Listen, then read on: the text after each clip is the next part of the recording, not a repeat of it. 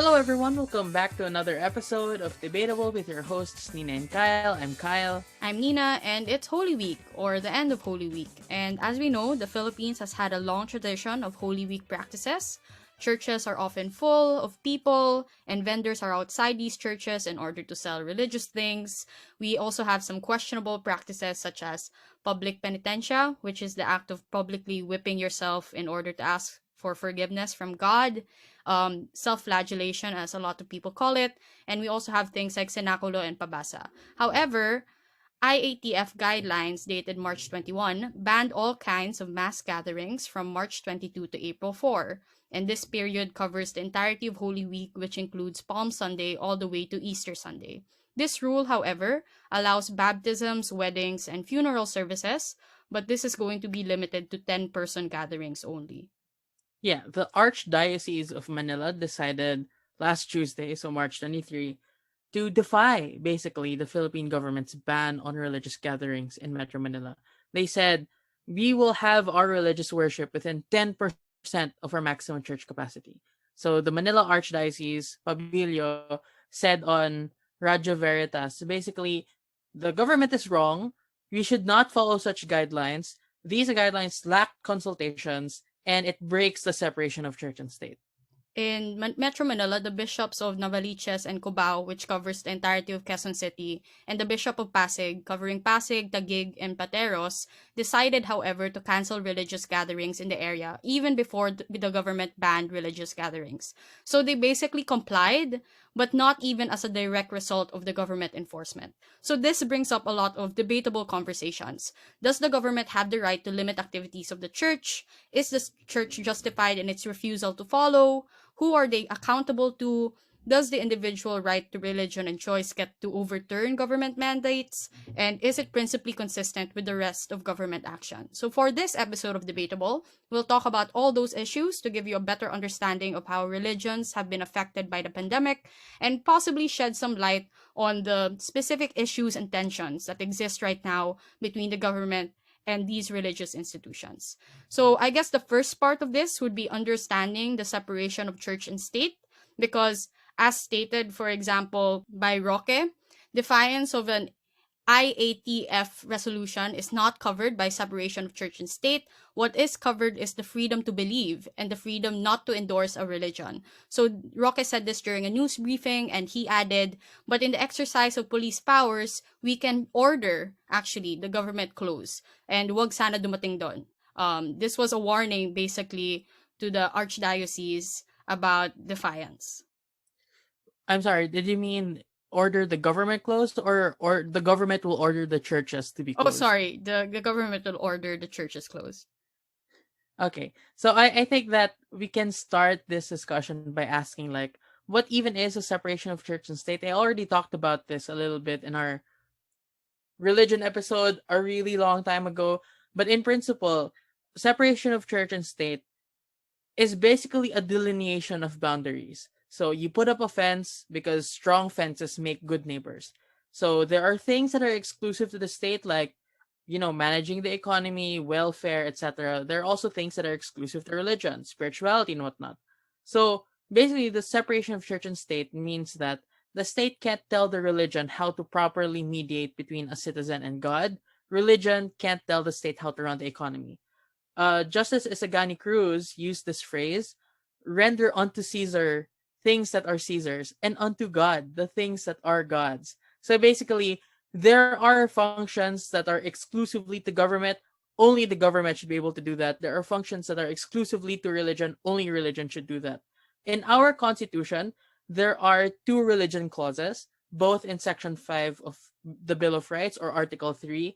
The relevant portion says, no law shall be made respecting an establishment of religion or prohibiting the free exercise thereof. So there are two clauses there. The first one is the non-establishment clause. The second is the free exercise clause. The first one, the one that Roque was saying when he was saying that the freedom not to endorse a religion, that's not really a freedom. It's the opposite of a freedom. It's basically restricting the state from creating a state religion. So you can't have a policy that prefers one religion over another. You also can't have a policy preferring non-religion, so like atheism over religion. The second one is the free exercise clause, which is basically you can't make a policy that unduly limits the ability of people to freely exercise their religious beliefs. So this issue is about the free exercise clause. It looks like from, just the text of section 5 of the constitution that you should never be able to restrict religious freedom. But as you can tell, there are a lot of bad things that you can do in the name of religious belief that we should not stand for. So we've kind of evolved and said that when we're interpreting this, the court said that free exercise actually means two concepts: the freedom to believe, which is unlimited, you can believe whatever the hell you want, and the freedom to act, which can be limited. So you can believe that your religion commands you to hate a certain group of people. You can believe that your religion doesn't want you to stay at home, but you can't necessarily act on your beliefs. But in order for the state to validly restrict a religious action, so not belief, an action, it must be done to achieve a compelling state interest. And it should be in accordance with something called the doctrine of benevolent neutrality. So, benevolent neutrality, it's a kind of attitude towards the separation of church and state. There are many different kinds. I talked about this before. I just want to repeat that separation of church and state in the Philippines is a benevolent neutrality. When secularism, the separation of church and state, was first thought of by Thomas Jefferson, it was based on the idea that, look, we saw how religious influence messed up Europe. We should try to protect the state from religion in the United States of America. But when the idea was imported from America to the Philippines, we actually said, no, it's not about protecting the state from religion. On the contrary, it's about protecting religion from the state. So they called this benevolent neutrality because essentially the state should be neutral towards religion so as not to establish a state religion, but it should also try to accommodate religious exercise to the greatest extent possible within constitutional limits. So that's why we even have Holy Week. That's the reason why we are able to, not go to school during Holy Week. It's to accommodate religious exercise. And that's why we grant religious exceptions in general, or exemptions in general. There was a case where school kids were kicked out of school because they refused to salute the flag during flag assembly because they weren't nationalistic enough. The court said, well, this is a sincerely held religious belief, so we should exempt them. So religious belief actually allows people in general to be exempted from facially neutral law. So on the contrary to what Harry Roque said, I think defiance of an IATF resolution hypothetically can be a part of religious freedom. Because historically, religious freedom can be used to exempt a person from following a law that seems to be neutral on its face. So, does that mean that we should just go to church? Again, there's a nuance here. Because a general rule is respect religious freedom, even if it would exempt sincere believers from following certain laws. The exception to this is that religious freedom can be restricted if there's a compelling state interest that can override that right to free exercise of religion. So according to Professor Hilbay, the compelling state interest test has three parts. Number one, was a person's religious freedom burdened? Number two, was this religious freedom sincerely held? So was it a sincerely held religious belief? Like they're not just making stuff up to get out of class. And third, was the interest of the state so compelling as to override the claim? And assuming that it was so compelling, was the interest attained or achieved with the least intrusive means possible? So the real question here is, was the compelling state interest of fighting the pandemic attained with the least intrusive means possible? And, I can't say whether it is, because that might be construed as me giving a legal opinion, which is something I'm not really allowed to do. So far, I've just been stating what cases say, and like to the best of my knowledge, but this might be completely different if I say, well, actually, this is not fulfilling the compelling state interest test. I will say this though. There are three ways that you can debate this. Number one, was this the least intrusive means? Number two, is the compelling interest test even correct? Because remember, in debates where knowledge about the law could be relevant, another question we can ask is, should the law change? And three, does the pandemic count as something important enough to override religious freedom in the first place? So I will answer these things because I'm not bound by the same restrictions Kyle is. So this is obviously not a legal opinion as well. But even if it was misconstrued in that way, I don't plan on taking the bar, so it's fine, I guess. Or is it fine, Kyle, even if I don't plan to take the bar? Or are there punishments if someone gives a legal opinion? As far as I know, there aren't, but there might be in the future. There actually might be in the future because we already do that for doctors. Like if people pretend to be doctors, they can get fined or jailed. But to my knowledge, there isn't. th- This is legal advice. To my knowledge, I don't. From my personal research, I haven't found a similar provision of law when it comes to pretending to be a lawyer. But like, Well, I'm just not as a pretending. disclaimer, yeah, Yeah. just as a disclaimer, neither of us are lawyers. None of this is legal advice. None of this is, intended to be considered practice of law. Yeah. So anyway, on your first question on was this the least intrusive means possible, I would say it was the least intrusive way, right? Putting a ban on mass gatherings is not as intrusive as it could have been. There could have been stricter ways the government could have stopped Holy Week altogether. And alternatives exist, I would say, and as someone who grew up in a religious school, we were taught that physical presence was not the only way you're able to practice your religious beliefs, right? So you can do it in your own personal space at home, and there are alternatives now that make it so much easier for you to actually practice religion. You can do it through the internet or at home, even through TV and radio shows, right? The person I live with loves watching radio programs about religious gatherings, and I think that counts as attending mass when they're not able to during the pandemic. So I think it's the least intrusive way. On your second question, is there compelling interest, or is this test even correct? I would say I think the standards are rather fair. It's difficult to balance things as they are. So doing things in the least intrusive means possible seems to be the right way to go about things. However, though, I personally believe there's a conflict or a bit of a tension when it comes to the word intrusion, since that word can be highly subjective per individual. And what may be intrusive to some may not be intrusive to others. And I also think that's where the debate lies, right? Because some people think that this law or this restriction on mass gatherings is not intrusive, but others would argue that it really stops people from their own religious practice and stops them from like fulfilling their lifestyle to the greatest degree. On the third question, this is where the subjectivity comes in, and the best way to address this would probably be to weigh the pandemic to the feelings of people on the ground regarding religious practice and religious beliefs. So this is where we transition now to the next part of the discussion, understanding the reasons why religions and churches want to defy this restriction in the first place. And I would say there's a few key reasons from my understanding and from my research as to why people would want to still attend mass gatherings despite all of the COVID happening around them. And the first one and most important one is probably about religious identity.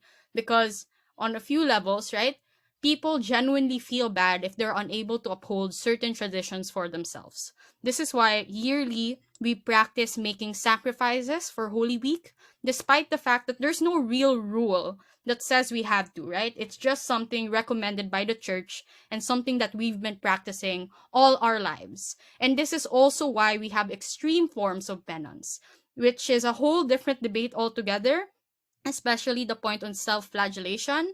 But we're gonna tackle that a little bit because I think that's an interesting discussion, right? And recently, just on Good Friday, 10 people still practice penitentia in Tondo. And this was done despite the fact that the church already disapproved of this practice. So, Kyle, what do you think of this general practice in society?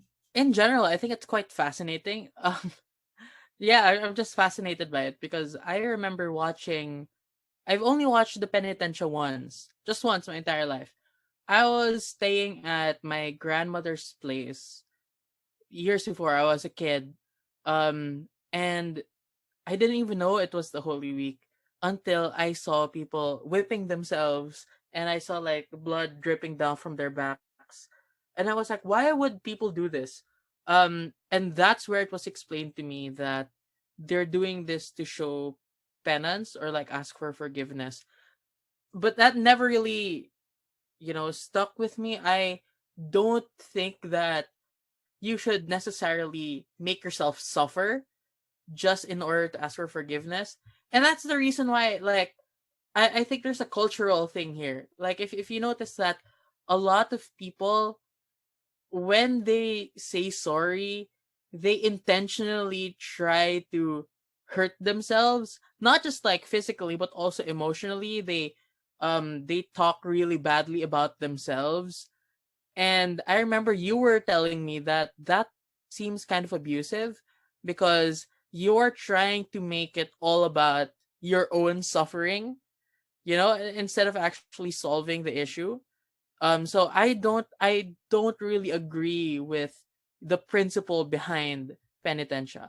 But as to people's rights, I think that normally people do have the right to do that to themselves. I don't think that people can that the state can necessarily stop you from doing that, in my opinion, because like you're not really harming other people, and if it's something that you're really sincere about, then I think normally you should be able to do that. Like, I don't know if it's really part of your religious belief and you find comfort on a religious level when you do something like that. Even if I don't necessarily agree with it, I think that people have the right to do that. But again, in the COVID context, I'm not really sure if that's necessarily safe, not just for the people who are doing the penitential, but also to the people that they're going to interact with. If they're going to go out, that might be considered a gathering that's not acceptable by the IATF.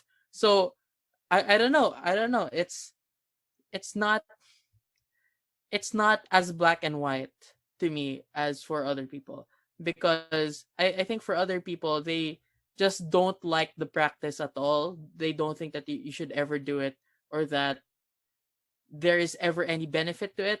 I personally see the benefit. That's why I can't really decide if that's something I should just like outright ban. But like, hypothetically, if they were following like proper procedures, or like doing social distancing while they were doing the penitentia, I don't I don't necessarily see the problem with that.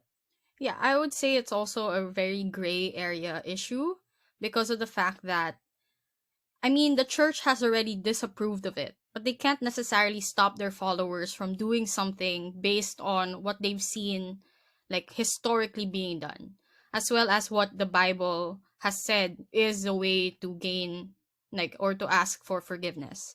I would say personally, however, it's not a good it's not a good practice in that it tells people that you need to go to extremes to ask for forgiveness, when the Bible already in itself, and this is like arguing religion with religion, when the Bible already says that asking for forgiveness through confession should be something that's enough, right? And that's why we have confessional um like stuff all the time. Like, you're recommended to do it once a month, right? Or once every 2 weeks, or once every week, even if you're capable. And that's the reason that exists. So going to this extreme kind of contradicts the very same Bible that you say you are upholding. So there's a bit of a tension, I feel. I understand the religious side of it, but to argue using religion as well, I still do not get it. And this was a discussion I've had in high school as well as grade school, because I was that kid that would always ask, like, why does this practice happen? Or why do we practice the way that we do? And apparently, it's a very Filipino thing, right? For some reason, we have been ingrained to say or to think that we must suffer to a great extent to be able to be children of God. Which is also a bad mindset. I'm just gonna connect this a little bit to politics, because that mindset has also justified a lot of the government's inadequacies, because it would say that, being poor, you're going to be blessed when you go to heaven, or suffering now will give you blessings in the future. And I feel like that's a dangerous mindset to have as a person, as a citizen, as well as someone who's practicing religion. So that's just my personal stance. But I understand why people do it. I just think that we need to transition out of it eventually. Yeah, although you can, first of all, that is also the criticism against Mother Teresa, right? That she has this idea that suffering is very spiritual and sacred. And the effect of that was she had a lot of money, that was like donated to her and her organization, but she didn't really use it to alleviate suffering because she felt that, suffering was something that could bring a person to heaven. So that's not just a Filipino kind of criticism, although the extreme version of this and how normalized it is might be something that's unique to the Filipino citizenry.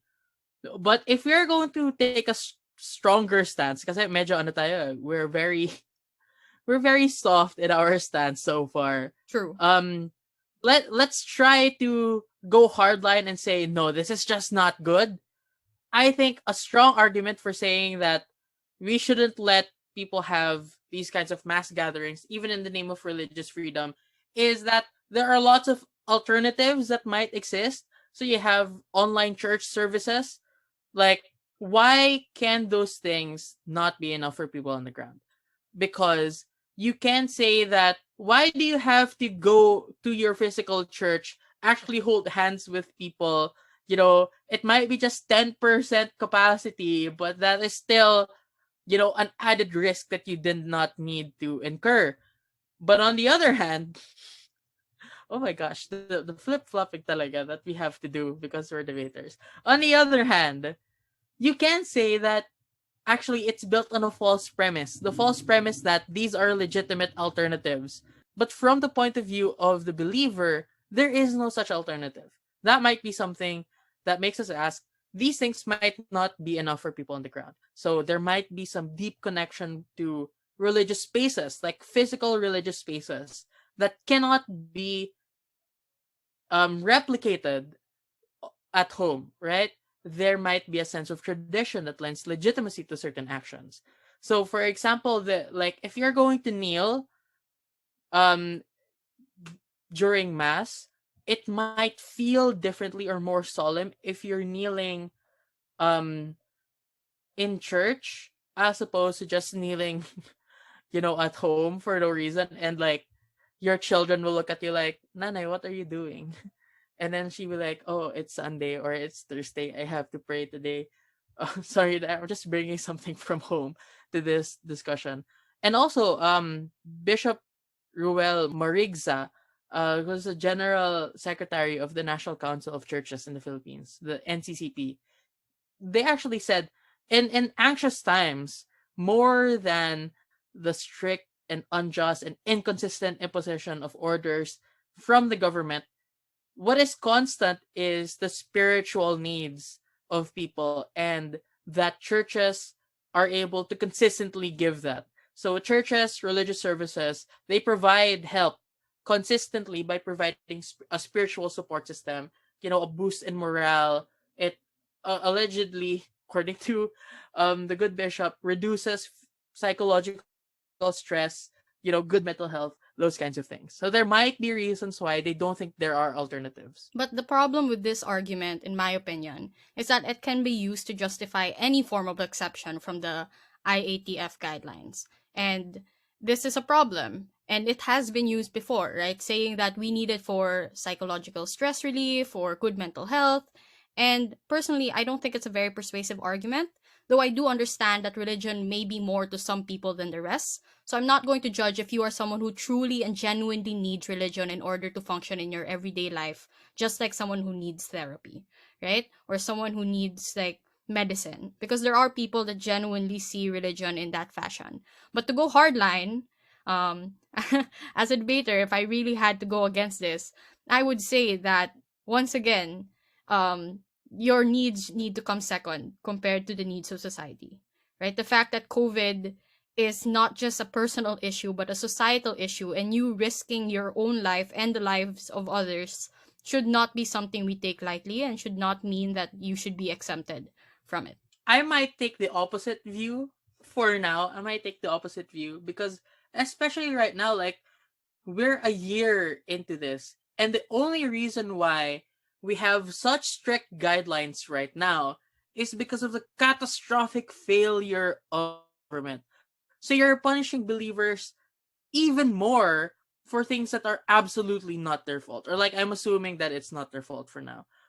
Or if there is some fault, certainly the fault is heavier on the government side. So Fair. I would say that like you can't really blame them because like if you have to go out like right now after a year in lockdown in order to find work or something like that, that is something that you might need to do. That might be necessary for you if you don't want to, suffer more, So I think that there are some times that even if your actions might harm more people, there might be instances where you are forced to do that. And in the same way that we can understand if you're forced to leave your home um in contravention of IATF guidelines in order to get food or some other necessities, who are we to decide that religion is not a necessity for these people? Siguro in the earlier parts of the pandemic we can understand like just hold on, just wait. But right now it's been more than a year already and things have just gotten worse. If people do not trust the government anymore and they're more willing to trust God to bring order to their lives, I think that's a legitimate thing for them to want to do. But on the other hand, you can kind of see that the church has certain incentives to uphold physical traditions. So there might be a disincentive for them to to use these alternatives like online services. So, like catering to devotees, adherence to the will of God, which is like to meet every Sunday, gather in His name, worship without fail, those kinds of commandment level things. Those are sort of incentives to uphold physical traditions because the church isn't just a collection of, individuals working on their own. For many people, the draw to religion is the fact that you are part of a community. So you can't really be satisfied with just practicing alone in your home. It really hits different when you see or when you foster that kind of community. So there is an incentive to uphold physical traditions, to uphold that sense of physical belongingness to a certain community. There's also this argument that I've read. Not my own argument, just placing that disclaimer there. But I have seen hot takes that one of the possible reasons why the church wants to uphold like the physical tradition is to accumulate money. Like that's the main way they earn. Like they don't get to earn from online gatherings or people worshiping in their home. They need to go to church in order to get donations, right? That's one of the main arguments that people say might be a compelling reason and interest the church has rather in keeping the physical traditional things alive. And Holy Week actually, as I've researched, is one of the most lucrative times for the church. Like they get a lot of offerings, they get a lot of donations during that time. They you get a lot from what do you call that service where they get money? There's a term for it. I forgot. My school will be disappointed in me. Well, same. Yeah, because I also forgot. It's You just don't like know it. donations. Yeah, like Yung alam ko lang, it's like, it's called hulog. Like, maghuhulog ka lang ng pera. yeah, that where they pass the basket around basically. Yeah, so that's very lucrative for the church, and some people would say the church needs this time in order to, prepare for future spending, especially since the pandemic has taken a toll on the church and their ability to earn as much as possible. But again, this is also rather debatable given the fact that the church is a big institution. Some would argue they can survive without money for a while. But that's a separate issue. So some would argue that that need is inconsistent. And speaking of inconsistencies, I guess this brings us to the last part of our discussion, which is talking about the inconsistencies of the state mandate. Like, why is it that personally I find this state mandate to be rather weird, given the fact that it doesn't really mesh with a lot of the different policies they put forward. So, Caloocan Bishop David, Vice President of the CBCP, was on the side of the Manila Archdiocese and slammed Duterte for banning church gatherings while allowing gyms and spas to operate in the area, now labeled as NCR+. And NCR Plus is another issue altogether. We'll probably tackle that next time. But for now, all you need to know is that gyms and spas are allowed to operate in certain capacities. Fitness centers can hold up to 70% capacities under NCR Plus. Personal care establishments can hold up to 50% capacity. so the people are kind of questioning, like, why is it that churches are not allowed to gather even at 10% capacity, or even if they were allowed, because I'm not sure if this like mandate was shifted. From my research, it wasn't, right? But the church gathered anyway at 10% capacity. The main question became, why not to the same degree as other establishments that might not be as essential to people? Yeah, so there are many theories. I mean, I can only speculate, but there might be some reasons why you allow 70% capacity for fitness centers, personal care establishments 50%, but we don't allow, the church to gather. First of all, it might be in general easier to hold these private institutions accountable as compared to the church because again of that separation of church and state. There's no separation of, fitness first and state. There's no separation between those two. So it might be easier to hold those institutions accountable.